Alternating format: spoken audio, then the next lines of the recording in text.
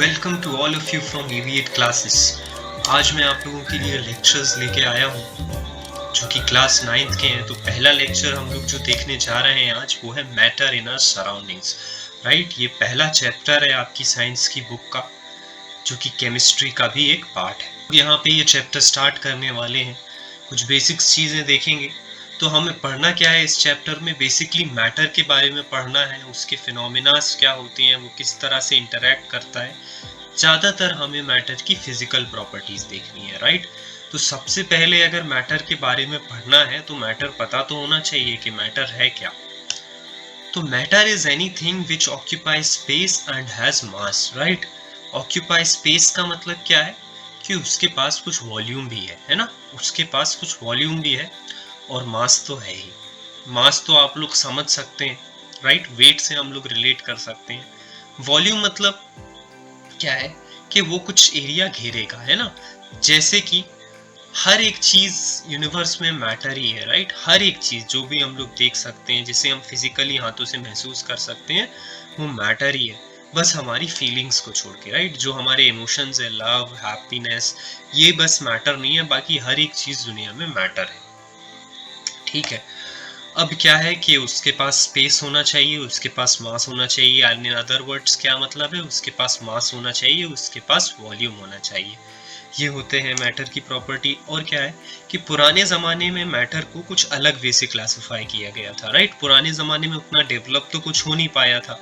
तो हमारे जो इंडियन फिलोसफर थे, उन लोगों ने बोला कि ऐसे बेसिक 5 एलिमेंट्स होते हैं, उनको इन्होंने पंचतत्व कहा। Air, earth, fire, sky and water, और इन्हीं से मिलके सारी चीज़ें बनी हुई हैं। राइट, तो ये पुराने ज़माने का क्लासिफिकेशन था। हमें अब के ज़माने का क्लासिफिकेशन पढ़ना है और कुछ इसके फिनोमिनाज भी देखने हैं कि ये कैसे इंटरेक्ट करता है। और बेसिकली हम लोग इस चैप्टर में इसके फिजिकल प्रॉपर्टीज़ के ही बारे में जानेंगे, है ना।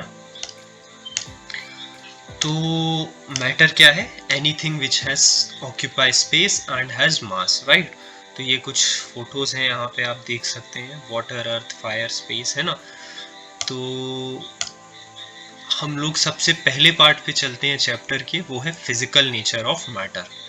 राइट, तो एनसीईआरटी में जो भी चीज आपको एक्सप्लेन करी गई है ना, तो वो कुछ एक्टिविटीज के जरिए करी गई है। ऐसा क्यों? क्योंकि जो भी हम लोग डिराइव करते हैं साइंस में, वो एक्सपेरिमेंटली आता है, बेवजह तो होता नहीं है। थ्योरी भी रहती है स्टार्टिंग में, बट जो भी चीज है वो एक्सपेरिमेंट करके जो उसके रिजल्ट्स आते हैं, फिर उससे ये लोग थ्योरी बनाते हैं, है ना। तो आपको ये एक्टिविटीज दी गई हैं, तो हमें अभी जानना है फिजिकल नेचर ऑफ मैटर के बारे में। राइट, तो उसके लिए एक्सप्लेनेशन के लिए आपको कुछ एक्टिविटीज दी गई हैं। हम लोग पहले ही डायरेक्टली पॉइंट्स देख लेते हैं फिजिकल नेचर ऑफ मैटर के, कि मैटर की फिजिकल प्रॉपर्टीज क्या होती हैं। फिजिकल मतलब जो हाथ से हम लोग टच कर सकते हैं, फिजिकल प्रॉपर्टीज मतलब जो कि रिवर्सिबल हो। राइट, केमिकल प्रॉपर्टीज इरिवर्सिबल होती हैं, आपको पता है। Physical properties responsible for physical changes.